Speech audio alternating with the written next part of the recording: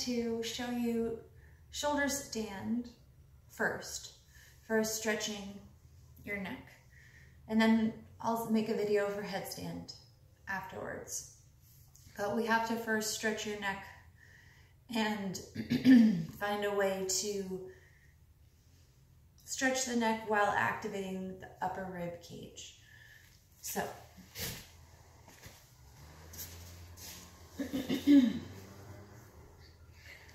I made a pile of thin, non-smushy, firm blankets close to the wall. My head is on the floor. Reach the hands to the wall. So before you come up, you're going to actually already bend the elbows and try to draw the shoulder blades together down the back, opening and broadening along the front spine. And then you're going to bring the feet to the wall, lift the hips, bend the elbows, tuck one shoulder and then the other underneath you. Don't turn the head. Do not turn the head.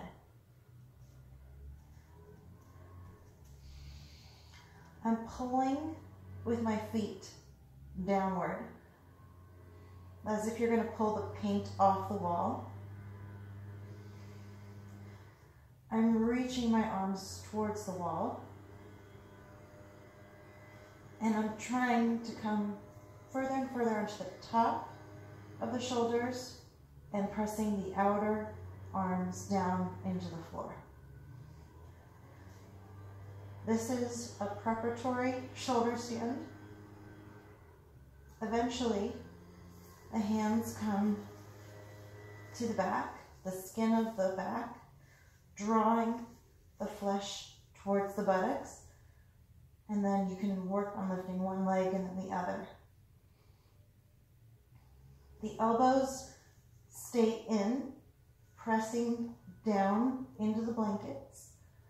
And this is where we start to strengthen the upper rib cage, drawing the back ribs into the front of the chest, drawing the top shoulders down and underneath you, so there's a flow of the flesh moving this way, coming through the armpit chest to the front top of the shoulders, and then once again flowing from the top of the shoulders down the back. In this case, up toward the ceiling, but down the back, away from the head. Moving the hands further and further down the back.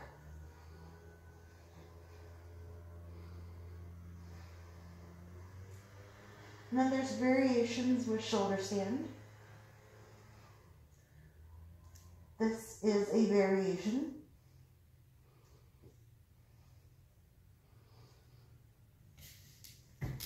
This is a variation.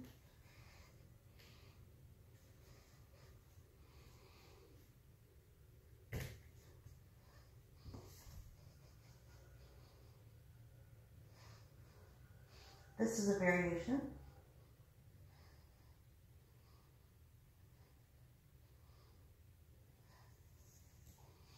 And finally,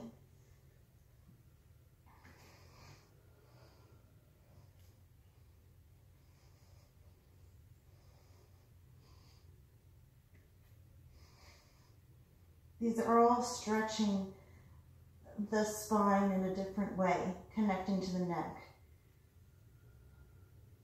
And eventually, the feet can come down for Halasana.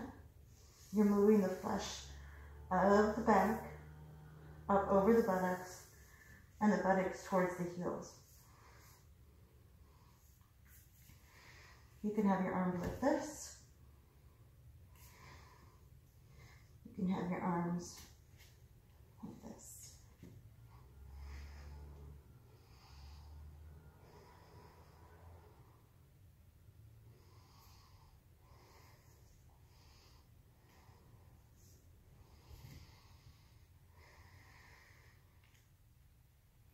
The hips are lifting They're also over the shoulders, even the flesh is moving past the shoulders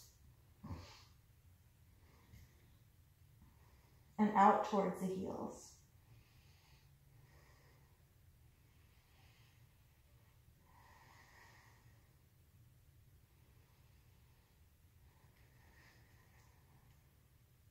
The neck is passive. The throat is soft. The gaze is always inward towards the body, not outward.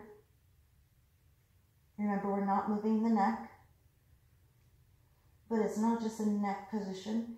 It's also the gaze of the third eye is drawing down and in towards the body to, again, lengthen at the very top of the neck where it comes into contact with the skull.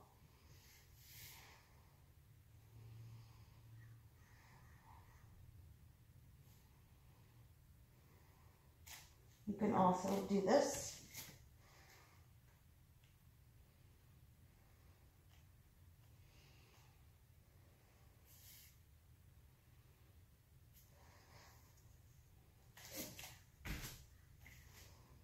And then there's other variations of halasana, meaning shoulder stand with the feet over the head.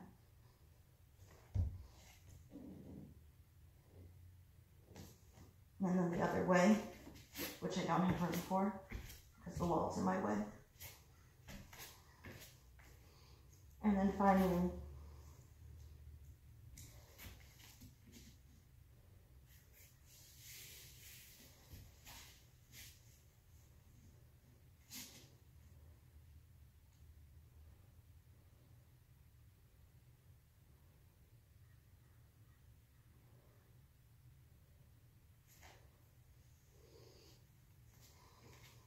this is just to give you a taste of some of the variations of the pose so that you're not sitting there just holding the pose continuously, whether it be with the feet on the floor or the legs upright. There's Ekapada, Sarvangasana, one leg halfway down, Ardha Ekapada, Sarvangasana, or like I showed you before with the feet all the way down to the floor. Again, this is connecting the back of the neck with the back of the sacrum. So we're stretching the spinal column on the back side. And then finally, there's other variations you can do with the feet. There's even Parshva, or extending to the side for Ekapada.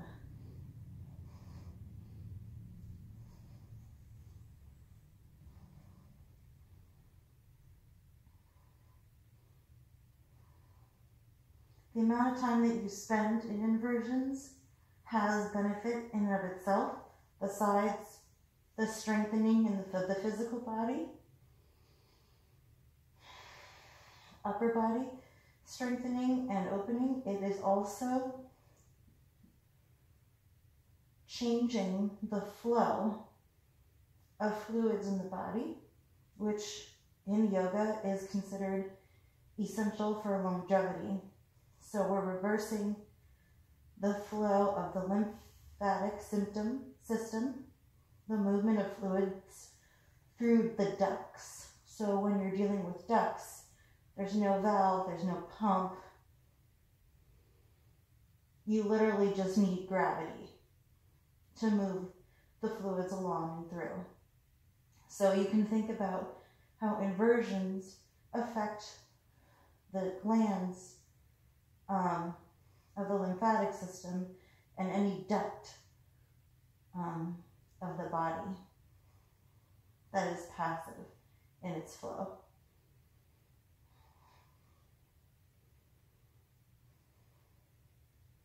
So the longer you stay in an inversion, the stronger the effect. The buttocks move into the body. The front thighs reach up. The left neck lengthens. The throat softens.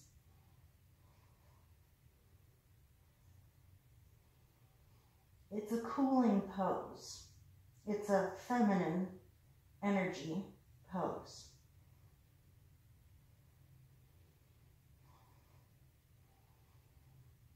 You can stay in this pose from anywhere from 2 to 30 minutes, particularly if you move through variations.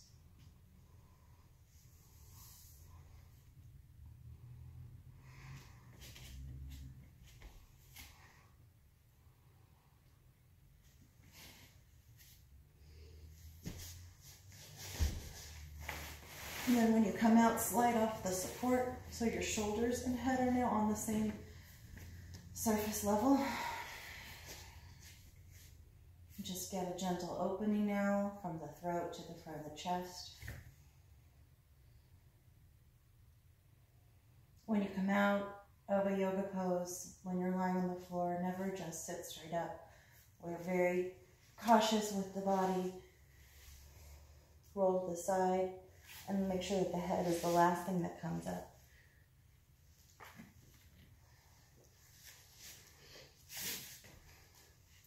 So that's your introduction to shoulder stand using the Iyengar method, which always presumes that there's support under the shoulders to protect the neck.